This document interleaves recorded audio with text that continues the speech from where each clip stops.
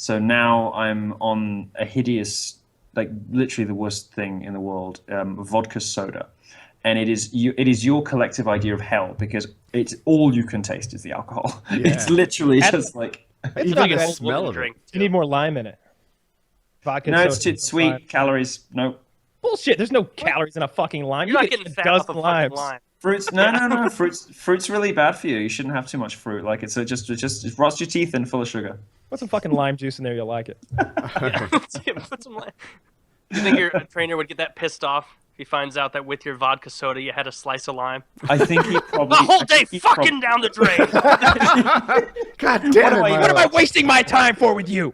oh, gotta have a lime slice in his drink, doesn't he?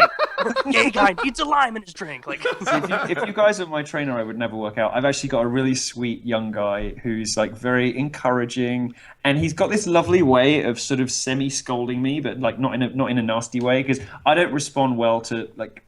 I respond well to scolding in the bedroom, but not in the rest of my life. So, you know, if somebody's like kind of like having a go at me and telling me I'm useless and I'm a useless sack of shit, like I wouldn't deal well in like Marine basic training, you know, because I'd just be like, bitch, what?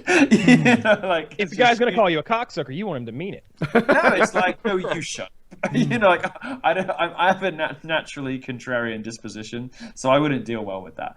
But he's very nice, very encouraging, and he'll say, for example, if I forget to put the food that I've eaten in the app, in the tracking app, he'll just be like, "Oh, did you happen to get round to?" And it's sort of like and somehow he does it in a way that's not passive aggressive. He's just genuinely being nice and sweet. But he still reminds me that I haven't done it. So yeah, no, it's good. It's good. It's a very sort of gentle, constructive thing. And because he's so sweet about it, I've started to feel guilty when I don't comply. So it's very clever and it's very brilliant. I'm actually an amateur personal trainer. You? Yes, we had a whole video series what a at my generous! house. I did not know where you were going with that. You sneaky It's your beat. That's not what that personal means. trainer. Okay. The fact that you invited someone who's overweight to your house for a month and made them do weird YouTube videos and drag themselves by rope on the floor does not make that your personal trainer. Okay. So what I did, and fast forward, was we have a friend who weighs about 440 pounds. And Big person. always struggling with this weight loss thing, and I'm always saying, like, look, dude, calories in, calories out, basic workout program, and in 2 years from now you'll be a normal human being. And he's like, no, can't do it, excuse. And I'm like, come to my house and I'll make you do it. So he comes and lives at my house with me for a fucking month, and we trained every day, and I put him on a diet, and he lost somewhere in the nature of 40 pounds in 30 days or something like that, which he'd never done before without the help of speed, basically, as some sort of a What is fed that in drip. kilos? Like 40 pounds. How many pounds are in a kilo? Like 2.7 or something like that. So he lost a lot of fucking weight. He lost a lot of weight. Yeah. 18 kilos. That's Yeah. in a month. That's huge. Yeah. Yeah. So yeah, I think that qualifies me as an amateur personal trainer. Plus, I was very innovative with my workout technique. You're dealing with a guy who has joint pain, a guy whose hips can come out of joint, a guy whose knees and back are bad. He weighs 440 pounds. So I thought, what kind of workout are we going to do for cardio?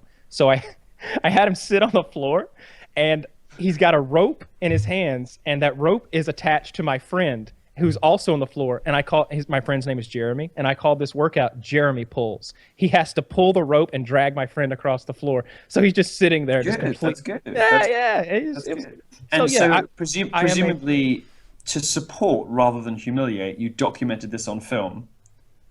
both. Absolutely. Yeah. Which is why there was no funny business Oh. like dressing up Jeremy in mascot costumes in a subtle see. form of mockery. There were lots of Of course not. costumes. There were lots of silliness. I always came up with silly workout programs, and his workout partner is always like, one day he's a priest, one day he's a gorilla mask, like he's doing boxing drills, but the guy with the mitts is dressed as a gorilla, like full gorilla suit, like stuff like that. So we made So kind did of a you- comedy weight loss series. Yeah. Do you know that one of the biggest lies that is told in the media today is that fat shaming doesn't work? Actually, it's more complex than that. Fat shaming does work, but only if your friends are hot. So if you, this is what the studies actually show, which nobody ever really reports because it's too subtle and it's not interesting and it's not, it doesn't fit the stop being mean to fat people narrative. What the studies actually show is that if you are a large person and you are surrounded by, or you have a couple of close friends who are all very attractive, successful, good-looking, like alpha male types, fat shaming works. Fat shaming doesn't work if you're surrounded by other fat people. Now, there are various psychological reasons why you might be able to imagine that's the case. Nobody really knows. But your friend being with you probably did respond well to the kind of ritual humiliation that you put him through. So you may have been doing, in fact, the best thing for him.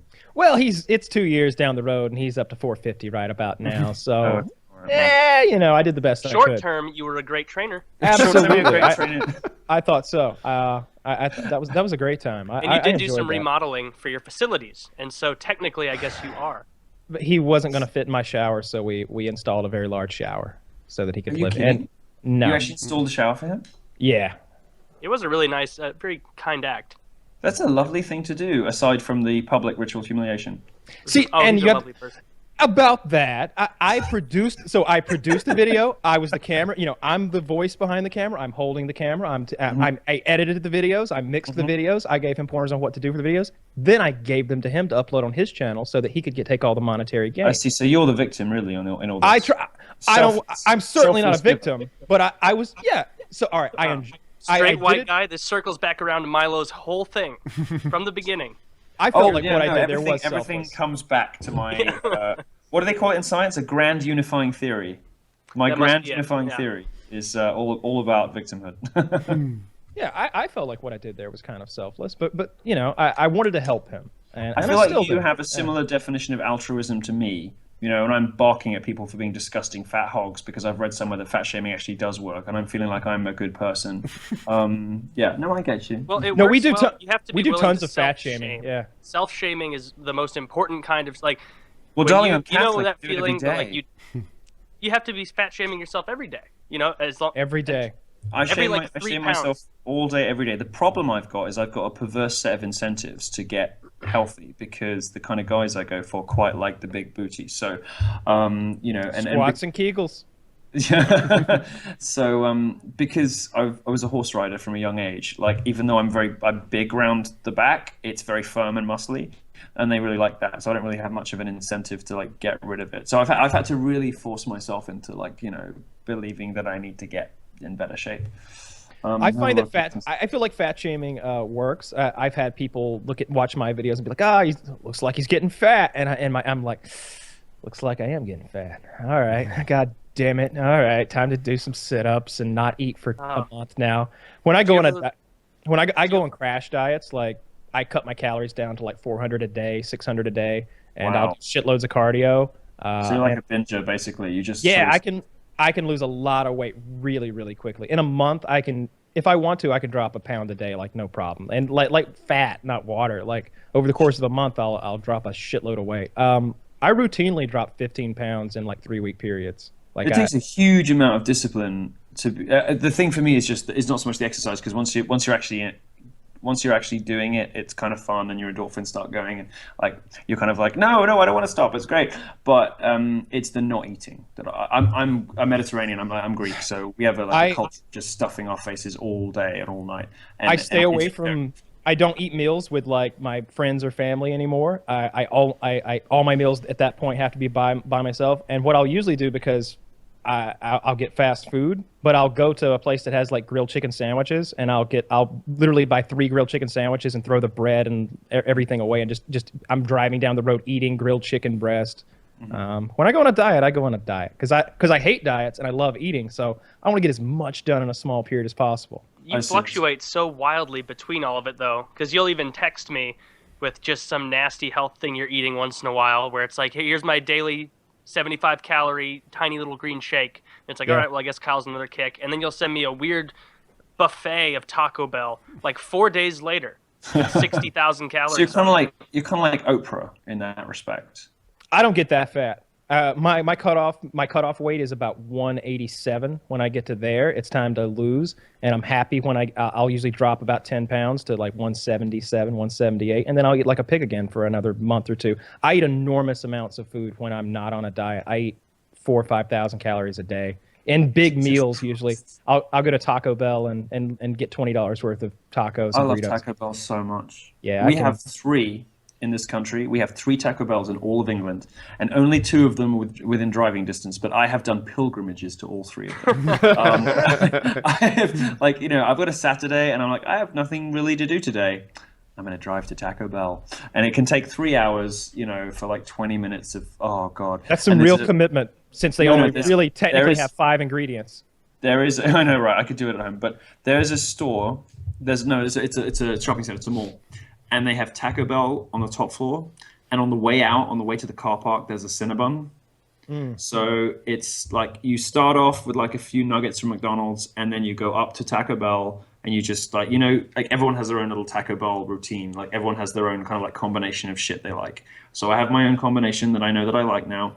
I just get that, then sometimes go back for that again, and then Cinnabon on the way out. Our Taco Bell actually has Cinnabon, so it's one-stop shopping. They have these Cinnabon bites that have like cream filling on the inside. It's a very homoerotic experience eating one, actually, because it just because it's sort of it blows its load all in your mouth immediately. But it's delicious, so you're just trying to wipe. It's not like salty like the other.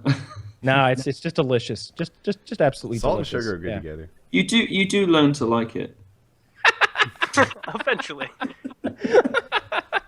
New topic? Yeah. All right, I was check liking this where that out. was going. Let's move on.